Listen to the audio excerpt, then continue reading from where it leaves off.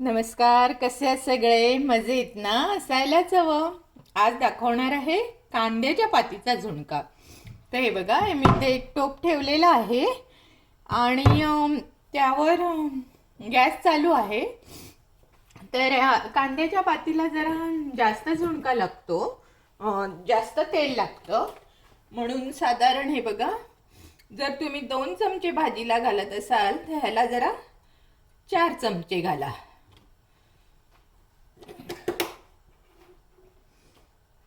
आणि आता जर आपण तेल तापेपर्यंत वाट पाहत आहोत. अगदी 2 मिनिटं, जास्त नाही वाट बघायची. तेल तापलं पाहिजे, नाहीतर मग त्याचा काही फायदा नसतो आपल्याला. जर तुम्ही तेल कच्च्या तेलात जर घातलात तर ते बरं नाही लागत. म्हणून जरा तेल मात्र जरा तापवून घ्या.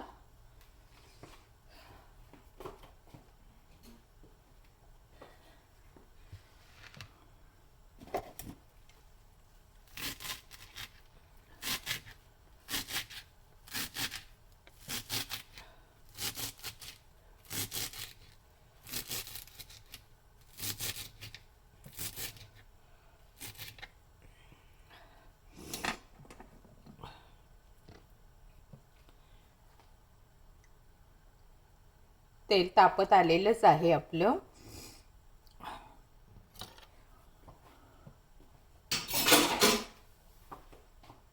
आता मी त्यामध्ये जिरं टाकते, बघते जिरं फुलतं का. जिरं फुलत आलेलं आहे. आता मी मोहरी टाकते. बघा, मोहरी सुद्धा छान तडतडत आहे. आता हिंग टाकते. मोहरीचा तुम्हाला आवाज येतच असेल. आता हिंग टाकल्यावर काय करायचं, कोथिंबीर टाकायची. ही बघा, ही जी मी कोथिंबीर घेतलेली आहे ही टाकत आहे. त्यानंतर कांदा हा टाकत आहे, आपला रेग्युलर कांदा. आणि हा मी नंतर इथे पातीचा कांदा घेतलेला आहे. हे सगळं तुम्ही एकत्रच टाकायचं आहे. हे बघा, मी तुमच्या पुढ्यात सगळं एकत्र टाकलेलं आहे. कांदा, पातीचा कांदा, हिंग, मोहरी, जिऱ्याची फोडणी, कोथिंबिरीचे देठ आणि आलं लसूण पेस्ट पण टाका तुम्ही. जरा बरीशी 2 चमचे टाकलात तरी चालेल, कारण आपलं पीठ खूप आहे. आणि जर तुमच्याकडे हिरवी मिरची असेल किंवा त्याची जर चटणी करून ठेवली असेल तर ती थोडीशी टाका.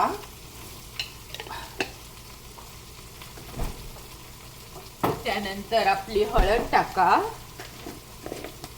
तुम्ही लक्षपूर्वक बघा माझा व्हिडिओ. हळद टाका.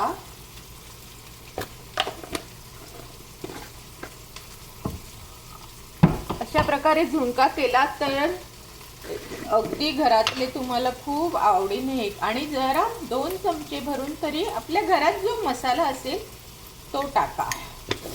अजून आपल्या याच्यात पीठ पडणार आहे, त्यामुळे त्या हिशोबाने तुम्ही टाकू शकता. आणि मीठ टाकायचं सरते शेवटी.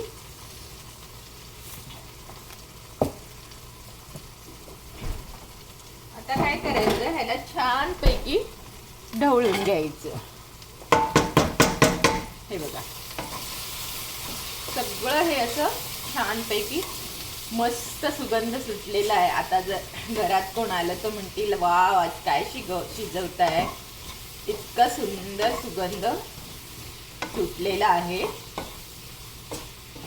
आता याला काय करायचं, कांदा जरा शिजू द्यायचा. हे बघा, हे सगळे मसाले घालून, कांदा, मसाले, मिरची, नंतर हे कोथिंबिरीचे देठ, हे सगळं याच्यात घातलेलं आहे. आणि मस्तपैकी त्याला एक वाफ काढायची, म्हणजे तो कांदा जरा नरम होतो. जरासं चव घेऊन बघा. जरा तिखट खारट असं पाहिजे, कारण ह्याच्यात अजून आपलं पीठ येणार आहे. त्यामुळे मस्त झालेलं आहे हे असं नुसतंही खाऊ शकतो आपण. पण आता मी ह्याच्यामध्ये आपलं पीठ घालणार आहे. पण जरा 1 मिनटं त्याला मी वाफवून घेते. हे बघा, 1 मिनटं त्याला मी वाफवून घेत आहे. तोपर्यंत जर तुम्ही माझ्या चॅनेलवर नवीन असाल तर मला लाईक, शेअर आणि सबस्क्राईब करायला विसरायचं नाही. आणि तुम्ही कुठच्या देशातून मला पाहत आहात ते मात्र मला जरूर कळवायचं. आणि हो, कमेंट्स मात्र जरूर करा. तर चला, आपलं 1 मिनिट झालेलं आहे. हे बघा, त्यामुळे आता मी हे उघडत आहे. हे बघा, आता ह्याच्यामध्ये साधारण मी 1 मोठा कांदा घेतलेला आणि 2 पातीच्या जुड्या घेतल्या. म्हणजे साधारण आपल्याला एका कांद्यास 1 वाटी आणि 2 पातीच्या कांद्यास 1 वाटी, म्हणजे साधारण 2 वाट्या पीठ आपल्याला ह्याच्यात पेरायचं आहे. तर तुम्हाला मी दाखवते पीठ कसं पेरायचं ते. साधारण आता हे बघा, ही आपली 1 वाटी असेल ना, तर असं सगळीकडे टाकायचं. पहिलं 1 वाटी टाकलं आणि हे आता दुसरी वाटी. साधारण जास्त नाही टाकायचं.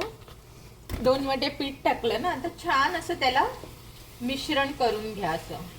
असं करा, म्हणजे गोळे होणार नाही याची शक्यता घ्या. जरा गॅस जरा मंदाग्नीवरच ठेवा.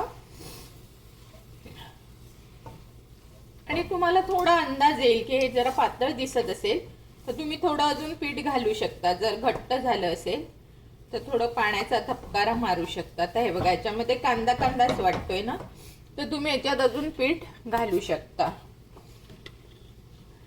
हे बघा, अजून मी 1 वाटी पीठ घातलं. मात्र त्याला तुम्ही छानपैकी असं सरमिसळ करून घ्यायचं. त्याला जराही कुठे गोळे होऊ द्यायचे नाही पिठाला.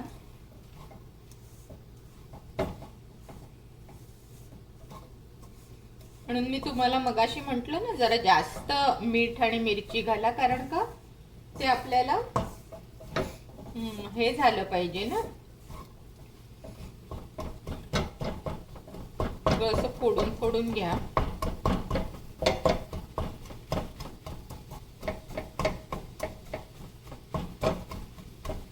हे बघा, आता हे बरोबर झालेलं आहे.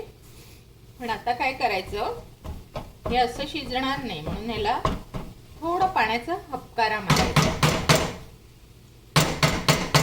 पाणी टाकलं की ते एकदम बुळबुळीत होतं, म्हणून पाणी न टाकता त्याला असा हपकारा मारायचा. दाखवते मी तुम्हाला कसा मारायचा तो. आधी मी या गुठळ्या सगळ्या मोडून घेत आहे. अगदी थोडं घ्यायचं पाणी, जास्त नाही घ्यायचं. हे बघा, असं जरासं घ्यायचं आणि हपकारा असा मारायचा. सगळं मिक्स करून घ्या. असं आपल्याला 2-3 वेळा करायचं आहे.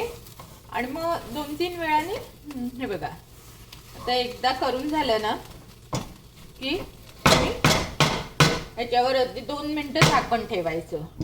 2 मिनिटांनी परत एकदा हपकारा मारून पुन्हा एकदा करायचं. असं 2-3 वेळा केल्या नंतर मग तो आपला झुणका रेडी होतो. मस्त झुणका झालेला आहे, एकदम चविष्ट झालेला आहे. हे बघा, आता 2 मिनिटानंतर त्याला पुन्हा जरा ढवळायचं आणि पुन्हा थोडा हपकारा मारायचा पाण्याचा. कारण का एकदम पाणी जर घातलं तर तो गोळा होण्याची शक्यता असते. म्हणून त्याला हे अशा प्रकारे पाण्याचा हपकारा मारायचा.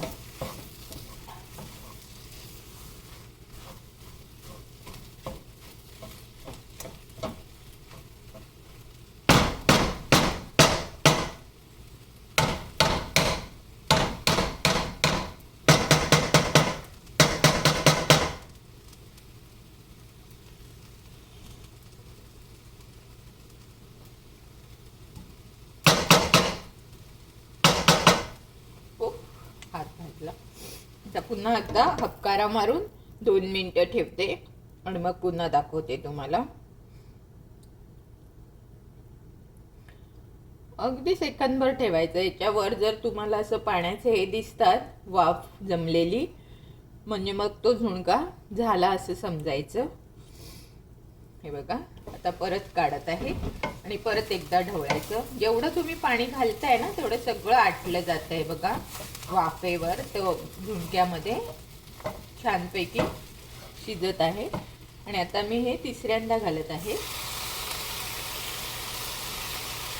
साधारण 2 वाट्याला मला हे अर्ध वाटी पाणी लागलेलं आहे. आणि आता मात्र ह्याला जरा शिजू द्यायचं वाफेवर. ह्याला वाफेवर शिजू द्यायचं 1 मिनिट.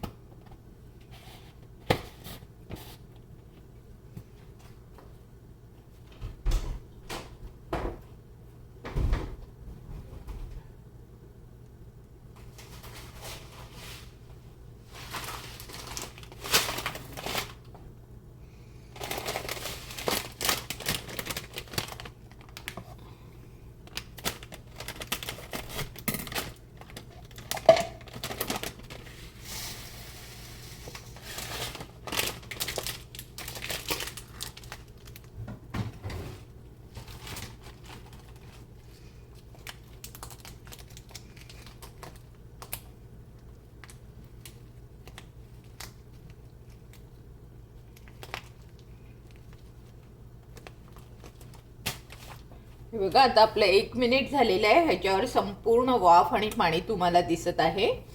आणि बघा काय सुंदर वाफ आलेली आहे आणि मस्त सुगंध सुटलेला आहे. छान एकदम झुणका आपला रेडी झालेला आहे. आता मी तुम्हाला दाखवते कॅमेऱ्याजवळ नेऊन त्याचं लुक दाखवते. हे बघा किती सुंदर लुक आलेला आहे. तर अशा प्रकारे तुम्ही सुद्धा हा झुणका बनवायचा आहे. आणि नेहमीप्रमाणे जर माझा व्हिडिओ जर तुम्हाला आवडल्यास मला लाईक, शेअर आणि सबस्क्राईब करायला विसरायचं नाही.